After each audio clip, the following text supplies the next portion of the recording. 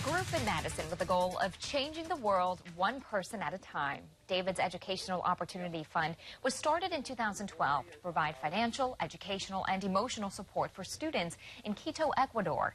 The nonprofit helps them attend a college or university and move into a career. It was started by the parents of Madison native David Bird Felker. He disappeared in Ecuador in 2002 while studying there and helping students in poverty.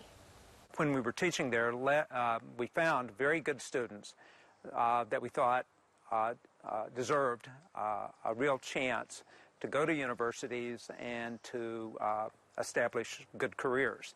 We also want to honor David. David was a person who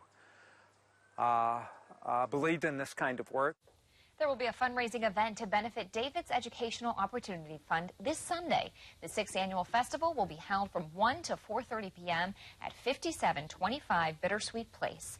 There will be Salvadoran food, live music and entertainment, and an auction of Ecuadorian arts and crafts. All proceeds go to the fund to benefit students in Ecuador. We'll have more information on our website, WKOW.com. Mexican officials are seizing thousands of gallons of compromised alcohol from an unidentified company after a 20-year-old Wisconsin woman recently drowned at a resort. Health inspectors also suspended 2 businesses for inadequate sanitary conditions. One was the lobby bar at a resort where 20-year-old Abby Connor died. Following her death, the U.S. State Department updated Mexico's safety and security guidance, urging vacationers to avoid drinking too much. With a solar eclipse just 1 week away, there's a lot of excitement in the air, but experts don't want that to distract you from being safe. A local eye doctor says there are a few major things to watch out for to make sure they're strong enough. You don't want any scratches in them. They're going to be perfectly black. You shouldn't be able to see anything, and if you look at any lights in this room, it should be totally black. The eclipse will happen next Monday. It'll be the most prominent in our area around 1:15 p.m. For more information on proper viewing glasses, you can head to our website, WKOW.com.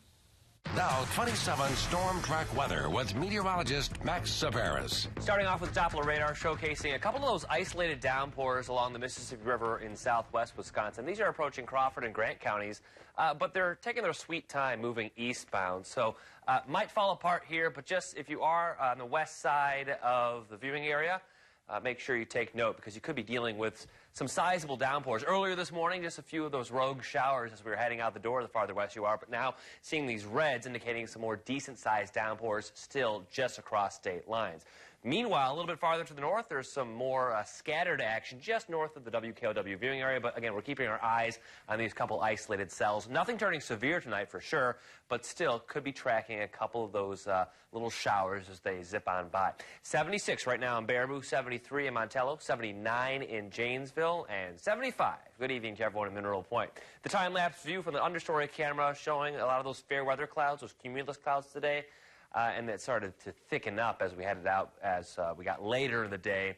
And that's an indicator of that little frontal system starting to scoot on by. It's a weak area of low pressure, though, so that's why we're not calling for widespread rain chance. It's just a couple hit and miss out there. They'll linger till around 9 o'clock before fizzling out because the heating of the day will go away, and temperatures will slowly slip beyond that. So mid-70s for now, but then by the time we're settling down for bed, still mild, but mid to upper 60s by that point. Rain outlook for the next several days. Tomorrow dries out on the backside of that system, and it's a pretty seasonable Tuesday setup. Then later on Wednesday is really when we're monitoring our next weather system for more widespread rainfall.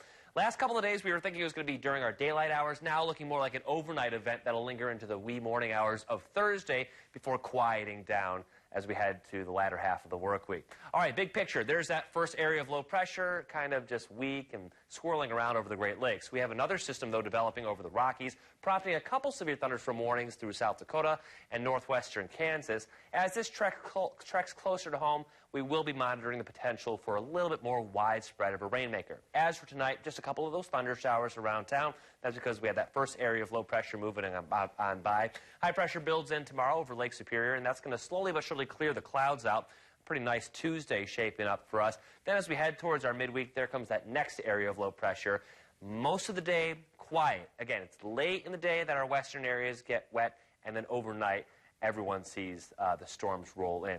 So for the rest of this evening, a couple of those isolated showers can be seen, maybe even a couple rumbles with thunder as well. Again, nothing getting on the strong side, though. Tomorrow, I don't agree with this computer model. I don't think we see any green on here. No rainfall, just a mix of sun and clouds for your Tuesday.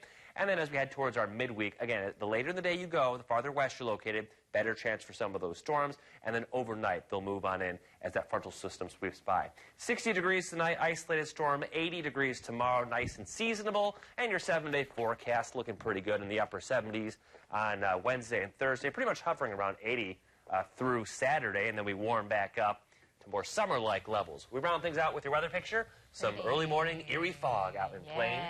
But again, not enough to really slow you down on the roadways. No. Just a pretty picturesque, nice looking Beautiful scene. countryside, yeah. All right, thank you, Max. You're welcome. Well, the Badger football team is renewing an old rivalry at some historic stadium. Lance is here with the details on that big-time matchup.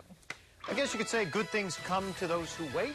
53 years after their last meeting, Wisconsin and Notre Dame announcing a new 2-game series that will take place at 2 of the most historic venues in the game. We'll hear from Barry Alvarez after the break.